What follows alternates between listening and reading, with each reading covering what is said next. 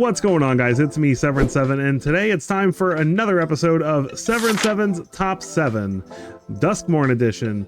Today we're going to be going over the 7 cards I am most excited to brew with, the cards I think are the most fun and exciting from the set, and what I think they are going to be able to do to the format. So let's go ahead and get straight into it.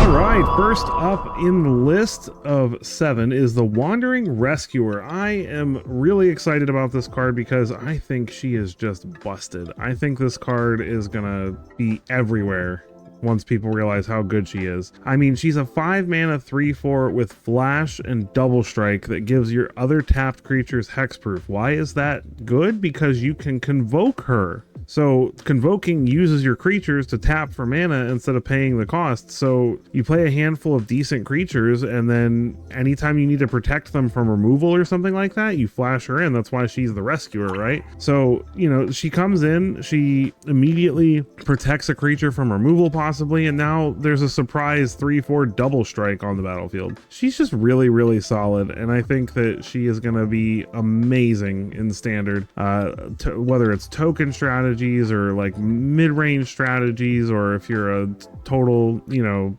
jank builder like me, Joe to humans. I can't get over how awesome this card is, in my opinion at least. So this is my first card on the list. Let's go ahead and move on to number 2. At number 2 we have Enduring Courage. This is it was really hard for me to pick which of the Enduring Glimmers was my favorite.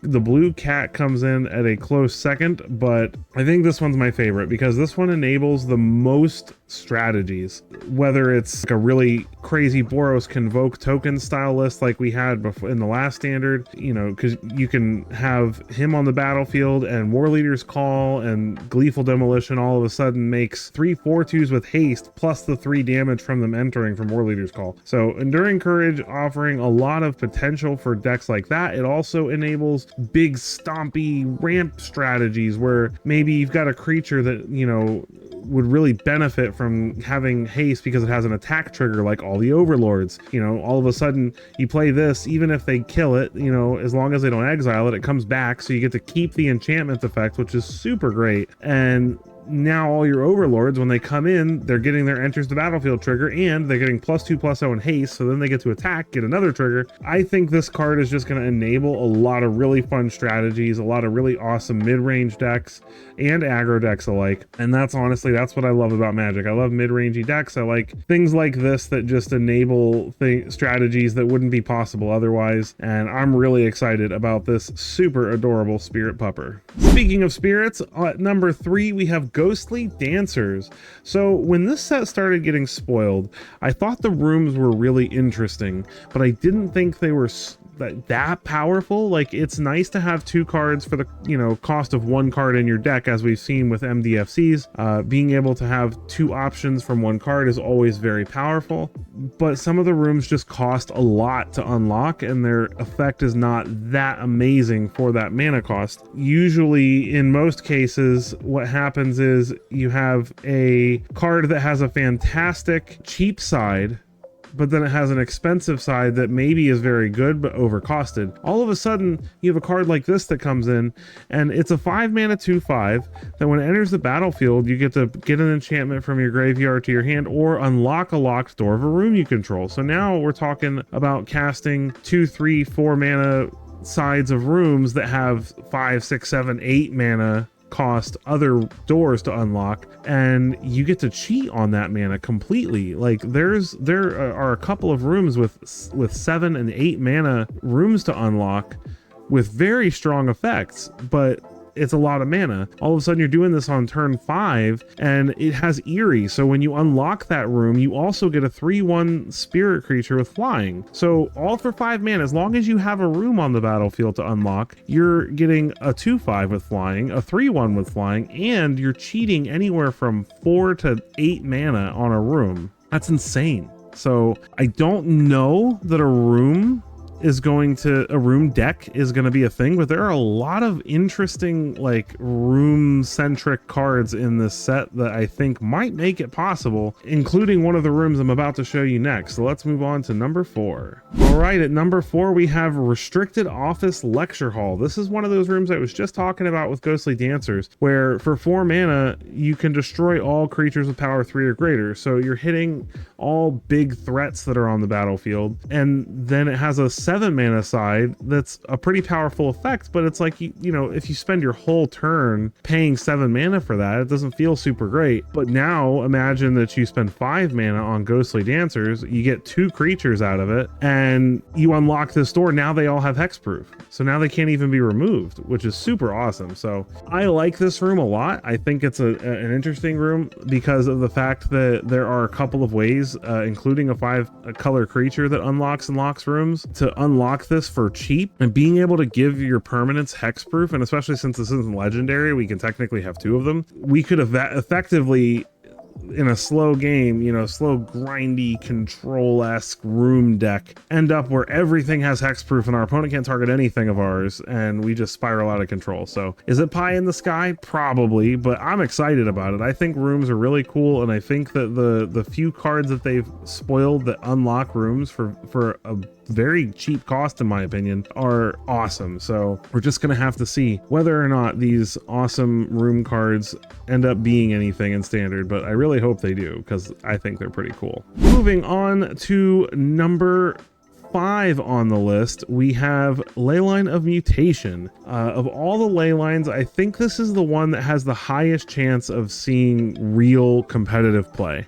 Well, the red one too, but that one's super obvious. I think this one's a little less obvious, you know, because everyone's talking about the red one and the turn 2 kill with Manifold Mouse and all that stuff, which I'm hoping that deck ends up being really pie in the sky and it's not as consistent as people want it to be. But I think this one is next in line for competitive play, and maybe one of the less obvious ones. It's basically Fist of the Suns. Fist of the Suns is a 3-mana artifact with the same ability as this, so it's 1 extra mana, but some of the time you end up with it just entering for free, which is pretty sweet. And even if you have to cast this, it curves. You pay 4 mana for this the following turn. As long as you have the 5 colors, you can immediately take advantage of this effect. And there's a lot of very expensive spells that paying 5 mana for would be way better. So Valgavoth, a whole bunch of other big creatures in the format. It basically just ramps you at least 2 mana and allows you to just play some crazy things for, you know, just paying the 5 colors, which is not going to be that hard. I think Domain is going to be busted in with this set with the card that I'm going to show you at the end in my 7th place. So let's go ahead and move on to number 6 before we show you that one. At number 6, we have Winter Misanthropic Guide. I am really excited to build a deck around this guy and just make our opponents cry because they have no hand size and they can only play the cards they draw every turn. It's a 4-mana 3/4 with Ward 2. So at 4 mana, it's, you know, most of the time they're going to have to spend their entire turn dealing with this by turn 4. And if you can get 4 or more card types among the cards in your graveyard, he reduces the hand size by that. It's not just 4, it's up to as many as there are, which is, you know, there's more than 7 card types. You've got artifact, creature, enchantment, instant, sorcery, planeswalker, battle, land. Like, it's good. I think this card is very good because, like, you know, when you think about it, everyone's like, oh, well, you know, at the beginning of your upkeep, each opponent gets to draw 2 cards.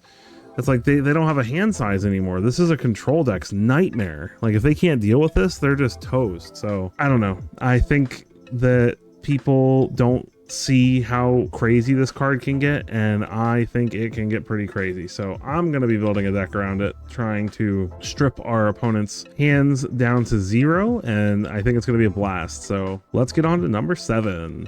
And finally, at number 7, we have Overlord of the Hauntwoods. So I wanted to put at least one of the overlords on this list because I'm excited about all of them, but I think this one is the most disgusting and broken one of the 5, with the white one being a close second in my opinion. This is, in my opinion, better than Topiary Stomper. Yes, Topiary Stomper could be used with bite spells while it was on the battlefield, so maybe that's like a little bit of a downside compared to this because it's not a creature until the impending counters come off, but it makes a land that satisfies domain right away. You play 4 copies of this. Domain decks are no longer required to play as many tapped lands from the surveil cycle because you've got 4 of these in your deck. It's not legendary, so it's not like, oh, I have too many Overlord of the Hauntwoods in my deck. Like, you know, you just play these. I'm surprised the Overlords aren't legendary, if I'm being real. And this is a 6/5 that when it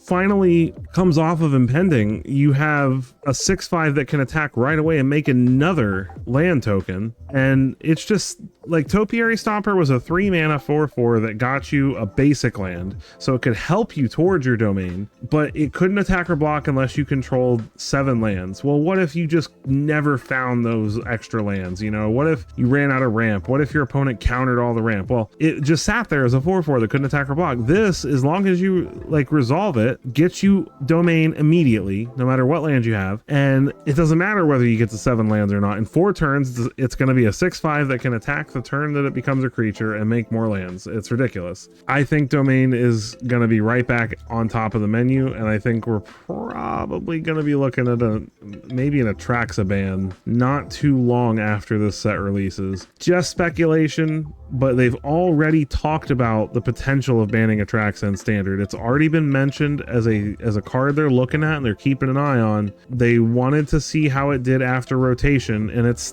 domain's still dominating in best of 3. It's not as it's nowhere near as prevalent in best of 1, but I'm telling you right now, this card by itself, not to mention the Fist of Suns leyline, are gonna make domain just so good. You know, you got the leyline that can make, oh, now my Atraxa is just 1 of each color instead of 7 mana. What? Like, ridiculous. So I'm really stoked about this set. I would love so much to hear in the comments what cards you would have in your top 7. I know I'm only doing 7, I could do more, but you know, I'm trying to keep it cool with my name, right? Like, nothing wrong with that. So there are obviously more cards I'm excited about, but these are the 7 that I'm the most excited about. These are the ones that I'm going to be building on as soon as I have the wild cards for it and as soon as I open them up. And I would just love so much to hear what you guys are excited about. I want to know all the strategies you're looking at. I want to know what decks you're excited to build. I want to know which cards you think are good. If you think some of my opinions are, you know, maybe I'm overhyping them, I want to hear about that too. Let's have a conversation. Let's have a good time. And I am so grateful for all of you that watch my content. I love being able to do little extra stuff like this in lieu of standard videos occasionally. So it's you guys that make that possible. So with that, I'm going to be out of here and I will catch you in the next one.